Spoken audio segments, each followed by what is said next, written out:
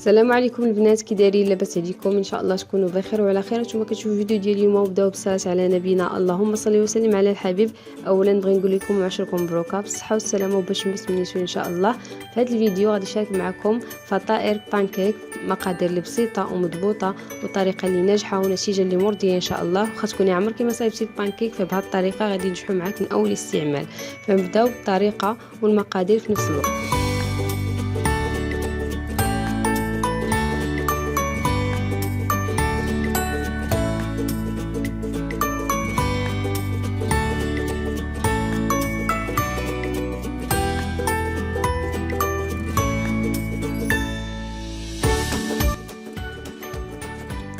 فالمقادير هي كالتالي: عندنا قبيصه ديال الملحه، كاس صغير مع مش سنيده، 4 كاس ديال الزيت، كاس ديال الحليب، وجوج كيسان ديال الفورس اللي غادي يحتاجوا منهم غير كاس ونص، 2 بيضات فاني وخماره حمراء.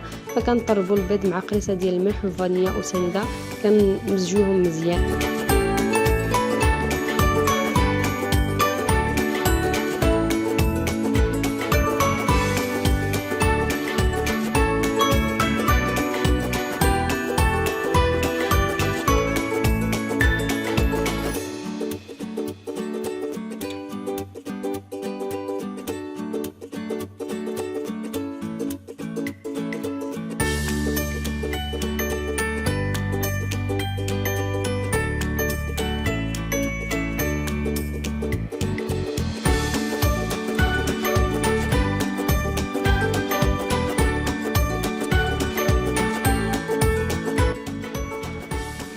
من بعد كنضيفوا 4 كاس ديال الزيت شويه بشويه.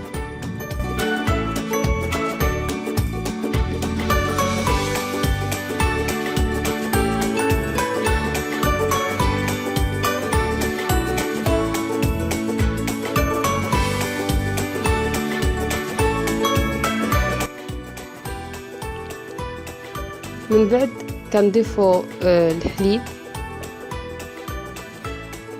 والفرش شويه بشويه، كندخلوه في العجين ديالنا وحنايا كنغربلوه في نفس الوقت. كنضيف الكاس الاول بعد ما قسمته على 3 دفعات ولا دفعتين. اما الكاس الثاني فكنبقى نضيف بشويه بشويه حتى كنحصل على القوام اللي غادي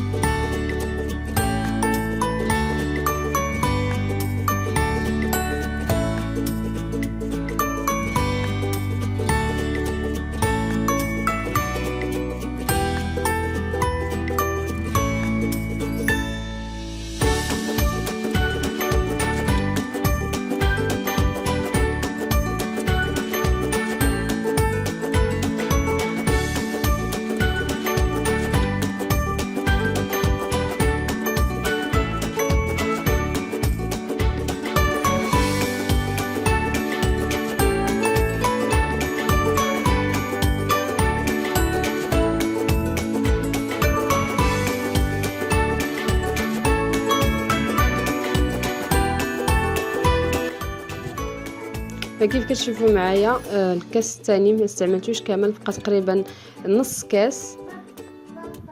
فبعد ما مزجت العجين ديالي مزيان فكنديروه في شي اناء اللي يمكن لينا نكبو منه مباشره في المقلاة وحنايا كنطيبو. كنخليوها قبل ما نبداو الطياب حتى 30 دقيقه باش كتنجح معنا هكا البانكيك ديالنا، كيجيونا منفوخين وخفافين.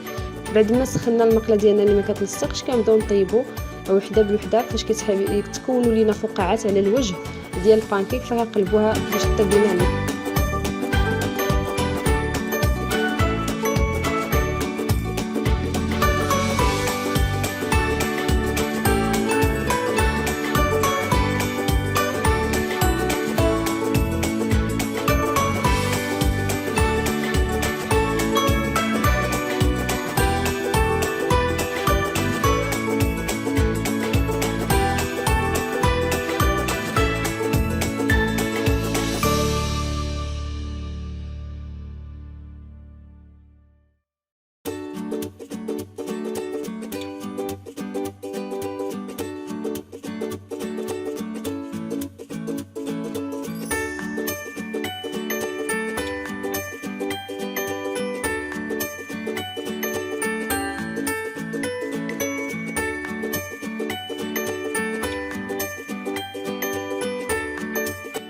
بالنسبه لصوصات الشوكولاته اللي رافقنا مع الفطائر ديالنا، فكنحتاجوا لها 2 معالق كبار ديال الكاكاو، ملعقه كبيره ديال النشا، 3 المعالق ديال السنيده. كنخلطوا النواشف جيدا وكنضيفوا كاس د العنبه ديال الماء على نار مهيله. كنبقاو نحركوا حتى كيغسل لينا الخليط ديالنا.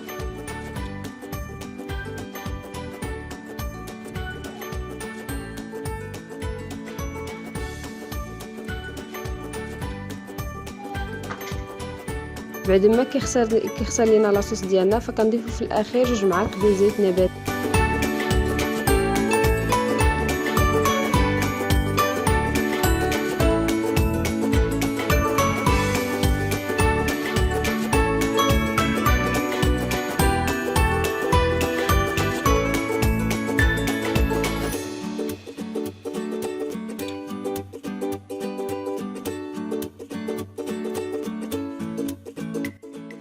بعد ما كملنا الطياب ديال الفطائر وجدنا لاصوص اللي كيترافقهم، فهذه هي النتيجه اللي غادي ترضيك ان شاء الله. واخا قلت لكم من اول استعمال واقتصاديين غير كاس ونص ديال الفورس. ان شاء الله الفيديو ديال اليوم يكون نال اعجابكم.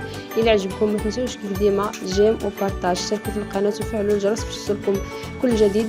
شهيوات اقتصاديين ناجحين ديال شهر رمضان ان شاء الله. ونخليكم الى فيديو مقبل بمشيئه الله.